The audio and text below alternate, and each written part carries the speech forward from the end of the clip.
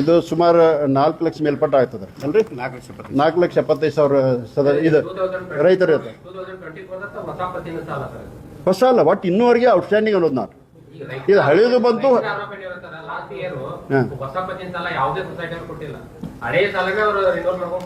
ಹೌದ್ರಿ, ಹೊಸ ಪತ್ ಇಲೆಕ್ಷನ್ ಮುಖಾಂತರ 1 ತಿಂಗಳು ಬಂದಿರ್ತಾರೆ. ಇಲೆಕ್ಷನ್ ಕೋಡ್ ಆಫ್ ಕಂಡಕ್ಟ್ ಬರ್ತದೆ, ಅವಾಗ ಬೋರ್ಡ್ ಎಲ್ಲ ಸಸ್ಪೆಂಡ್ ಆಗಿರ್ತದೆ.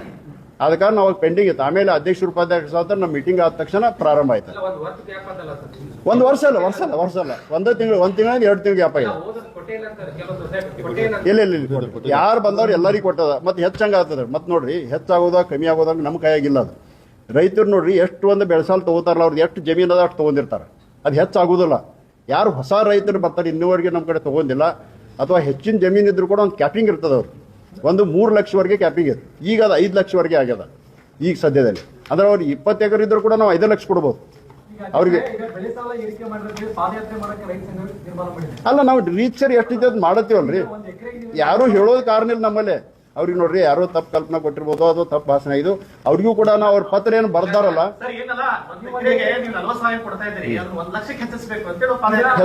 ಹೆಚ್ಚು ಮಾಡೋದು ನಮ್ಮ ಕೈಯಲ್ಲಿ ಇಲ್ರದ. ಅದ ಕರೆಕ್ಟ್, ನಾವು ಹೇಳೋದೆಲ್ಲ ಒಪ್ತೇನೆ. ಖರೆ ನಮ್ಮ ಕೈಯಲ್ಲಿ ಸ್ಟೇಟ್ ಟೆಕ್ನಿಕಲ್ ಕಮಿಟಿ ಮತ್ತು ಡಿಸ್ಟ್ರಿಕ್ಟ್ ಟೆಕ್ನಿಕಲ್ ಕಮಿಟಿಯನ್ನ ಅದರಲ್ಲಿ ಡಿಸೈಡ್ ಆಗ್ತದ.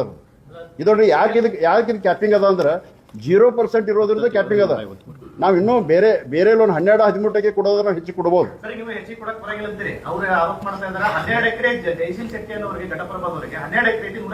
ಅದು ನಾನ್ ಅಗ್ರಿಕಲ್ಚರ್ ಲೋನ್ ಅದು.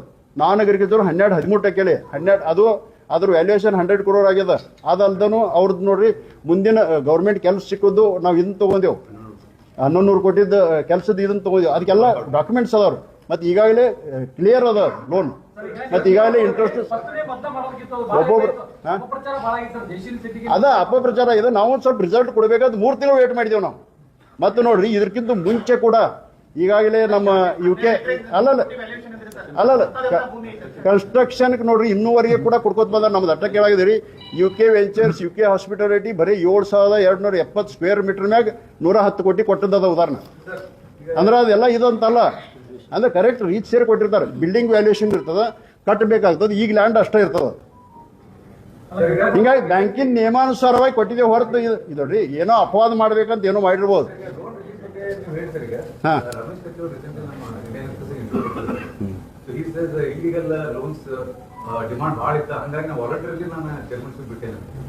ವಾಲಂಟಿಯರ್ಲಿ ಬಿಟ್ಟಾರೋ ಏನ್ ಬಿಟ್ಟಾರೋ ಆತ್ಮಸಾಕ್ಷಿಯಾಗಿ ಹೇಳತ್ತೇವ್ರಿ ಅವ್ರಿಗೆ. ಆತ್ಮಸಾಕ್ಷಿಯಾಗಿ ಹೇಳತ್ತೇವ್ರಿ ಅವ್ರಿಗೆ. ಏನೂ ಇಲ್ಲ, ಏನೂ ಪ್ರೆಷರ್ ಇಲ್ಲ, ಏನೂ ಇಲ್ಲ. ಇನ್ನೂ ಹೇಳ್ತೇನೆ ರೀ, ಇನ್ನೂ ನಾವು ಹೆಚ್ಚಿಗೆ ಲೋನ್ ಕೊಡ್ತೀವಿ. ಯಾರು ಬೇಕಾದವ್ರು ಬಂದು ತೊಗೊಂಡು ಹೋಗಿರ್ತೀವಿ. ನಾವು ನಮ್ಮಲ್ಲಿ ರೀಚರ್ ಡಾಕ್ಯುಮೆಂಟ್ಸ್ ಕೊಟ್ಟರೆ ನಾವು ಇನ್ನೂ ಕೂಡ ಹೆಚ್ಚು ಕೊಡಕ್ಕೆ ಸಾಧ್ಯ. ಇದೀಗ ನೋಡಿ, ಡಾಕ್ಟರ್ ಕಡಾಡಿ ಅವ್ರು ಕೊಟ್ಟಿದ್ರು, ಮಾಂತೇಶ್ ಕಡಾಡಿ ಅವ್ರು ಕೊಟ್ಟಿದ್ರು. ಈಗ ಅವ್ರಿಗೂ ಕೊಡ್ತೇವ್ರಿ. ಒಂದ್ ನಿಮಿಷ. ಈಗ ನೀವು ಹೇಳಲ್ಲ ಜಯಶೀಲ್ ಶೆಟ್ಟಿ ವಿಚಾರ ಇನ್ನೊಂದು ಸ್ವಲ್ಪ ಕ್ಲಿಯರ್ ಆಗಿ ಹೇಳ್ತೀನಿ ನಿಮ್ಗೆ. ಅಂದ್ರೆ ಅವ್ರು 12 ಎಕರೆ ಜಮೀನು ಕೊಟ್ಟಿಲ್ಲ, 4 ಎಕರೆ ಜಮೀನು ಕೊಟ್ಟಿದ್ದಾರೆ. ಅಂದ್ರೆ ಕಮರ್ಷಿಯಲ್ ಲ್ಯಾಂಡು, ಎಣ್ಣೆ ಆಗಿದ್ದ ಲ್ಯಾಂಡು, ಅದ್ರ ವ್ಯಾಲ್ಯೂಯೇಷನ್ 100 ಕೋಟಿ ಐತ್ರಿ. ಬೆಳಗಾವದಾಗ ಐತಿ, ನಿಮಗೆ ಹೋಗಿ ನೋಡ್ಬೋದ್ರಿ. ಹೇಳ್ತು ಜಾಗ ರೀ. ಎಷ್ಟು ಅಪಪ್ರಚಾರ ಮಾಡತ್ತಾರ ಅಂದ್ರೆ 12 ಎಕರೆ ಅಂದ್ರೆ ಅಗ್ರಿಕಲ್ಚರ್ ಜಮೀನು ಕೊಟ್ಟಿದ್ದಾರೆ ಅಂತ. ಮಂದಿಗೆ ಮಿಸ್ಗೈಡ್ ಹೆಂಗಾಗತ್ತೈತೆ ಅಂದ್ರೆ, ಜಯಶೀಲ್ ಶೆಟ್ರಿಗೆ ಅವ್ರು ಲೋನ್ ತಗೊಂಡು 8 ತಿಂಗಳು ನಮ್ಮ ಬ್ಯಾಂಕಿಗೆ 8 ಕೋಟಿ ಬಡ್ಡಿ ಕಟ್ಟಿರವ್ರು. ಅವ್ರು ನಮ್ಮ ಕಡೆ ಬಂದ್ ಹೇರವ್ರು. ಅವ್ರು ಗೌರ್ಮೆಂಟ್ ಆಫ್ ಕರ್ನಾಟಕದಾಗ ಇರಿಗೇಷನ್ದಲ್ಲಿ 700 ಕೋಟಿ ಬಿಲ್ ಪೆಂಡಿಂಗ್ ಐತಿ ಬರೋದ್ರಿ. ಅವ್ರು ಹೇಳು ಫಸ್ಟ್ ಆ ಬಿಲ್ ಬಂದ ನಂತರ ಕೈ ಮುಗಿದು ನಿಮ್ಮ DCC ಬ್ಯಾಂಕ್ ರೊಕ್ಕ ಕೊಟ್ಟಿದ್ದಾನೆ. ಇಡೀ ಕರ್ನಾಟಕ ತುಂಬ ನಮ್ಮ ಅಪಪ್ರಚಾರ ಆಗಿ ಎಲ್ಲರೂ ಕೇಳತ್ತಾರ. ಯಾಕಂದ್ರೆ ನಾನು 8 ಕೋಟಿ ಬಡ್ಡಿನೂ ಕಟ್ಟಿನಿ ನಿಮ್ಮ DCC ಬ್ಯಾಂಕ್ ರೆಗ್ಯುಲರ್ ಆಗಿ. ಸಾಲ ತೊಗೊಂಡು ನಾನು ನ್ಯಾಷನಲೈಸ್ ಬ್ಯಾಂಕ್ ಹೋಗಿರಿ 8.5% ಸಿಕ್ತಿತ್ತು. ಏನೋ ಇಲ್ಲಿ DCC ಬ್ಯಾಂಕ್ ತೊಗೊಂಡು ಅವ್ರು ಆ ಲೋನ್ ತೊಗೊಂಡು ಗೌರ್ಮೆಂಟ್ ಅಮೌಂಟ್ ಬಂದು 700 ಕೋಟಿ ಬೇಕಾದ್ರೆ ಇರಿಗೇಷನ್ದಾಗ ಐತ್ರಿ, MI ಮತ್ತು ಮೇಜರ್. ಅವ್ರು ಬಂದ್ ಕೂಡಲೇ ದುಡ್ಡು ಕಟ್ತಂದಾರ. 4 ಎಕರೆ 100 ಕೋಟಿ ವ್ಯಾಲ್ಯೂಯೇಷನ್ ಆಗ್ತೈತ್ರಿ. ಅಪಪ್ರಚಾರ ಅಂದ್ರೆ ಮಿತಿಮೀರಿ ಮಾಡತ್ತಾರ ರಮೇಶ್ ಕತ್ತಿ ಅವರು ಎಲ್ಲರೂ. ಅಲ್ಲಲ್ಲ, ಅವರು ನೋಡಿ 100 ಕೋಟಿ ಜಾಗಕ್ಕೆ ಅವ್ರು ಅಷ್ಟು ಅಮೌಂಟ್ ತೊಗೊಂಡಾರ. ಆಮೇಲೆ ಅವ್ರಿಗೆ ಹೇರವ್ರೆ ನಮಗೆ DCC ಬ್ಯಾಂಕ್ ಮುಂದೆ ನಿಮ್ಮ ಸಾವಾಸ ಬೇಡ ಅಂದಾರ ಅವ್ರು. ಯಾಕಂದ್ರೆ ಇಡೀ ಅವ್ರ ಮಂಗಳೂರು, ಕುಂದಾಪುರ ಕಡೆ ಎಲ್ಲ ಟಿವಿಯಾಗ ಅವರೆಲ್ಲ ಬೀಗ್ರಿ ಕೇಳ್ತಾರತ್ತೆ, ಏನು ಮಾಡಿದೀನಿ ಅಲ್ಲಿ ಎಲ್ಲ ಹಿಂಗೆ ಟಿವಿಯಾಗ ಬರತ್ತೈತೆ ಅಂತೇಳಿ. ಅದಕ್ಕೆ ಅವ್ರು ನಿಮ್ಮ ಫಸ್ಟ್ ಹೇರವ್ರು ಬಹುಶಃ ಮಾರ್ಚ್ ಎಂಡ್ ಒಳಗೆ ಎಲ್ಲ ದುಡ್ಡು ಕಟ್ಟಿಬಿಡ್ತಾರೆ ಅವ್ರು ಬೇಡ ನಾವು ಬೇರೆ ನ್ಯಾಷನಲ್ ಬ್ಯಾಂಕ್. ಅದಕ್ಕೆ ಕ್ಲಿಯರ್ ಇಲ್ಲ. 4 ಎಕರೆ ಅಗ್ರಿಕಲ್ಚರ್ 100 ಎಕರೆ ಲ್ಯಾಂಡ್ ಐತಿ, ಇಲ್ಲೇ ಬೆಳಗಾವ್ ಐತಿ. ನೀವು ಜಾಗ ಬೇಕಾರೆ ಹೇಳ್ತೀನಿ. ಇಲ್ಲ ಬೆಳಗಾವ್ದಾಗ ಐತ್ರಿ, ಎಣ್ಣೆ ಆಗೈತಿ, ಕಮರ್ಷಿಯಲ್ ಲ್ಯಾಂಡ್ ಐತಿ. ಅದು ನಿಮ್ ಬೇಕಾದ್ರೆ ಸರ್ವೆ ನಂಬರ್ ಕೊಡ್ತೀವಿ, ನೋಡ್ಕೊಂಡ್ 4 ಎಕರೆ 100 ಕೋಟಿ ವ್ಯಾಲ್ಯೂ ಆಗ್ತೈತ್ರಿ ಇಲ್ಲ ನಿಮ್ ಬೆಳಗಾವ್ ವ್ಯಾಲ್ಯೂ ಹೆಂಗೈತಿ ಗೊತ್ತೈತಿ ನಿಮ್ಗೆ ಸಿಟಿಗೆ ಐತಿ ಇಲ್ಲೇ ಏನ್ರಿ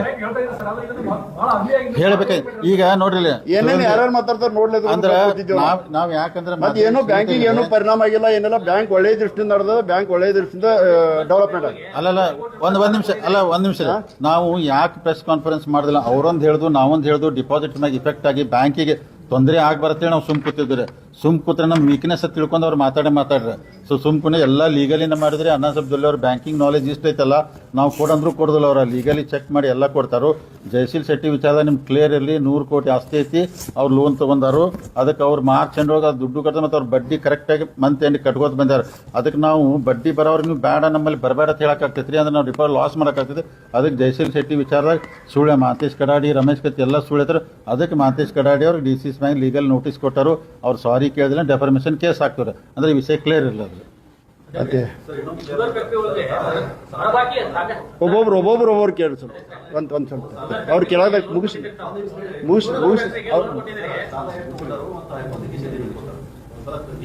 ಯಾವ್ದಂದ್ರೆ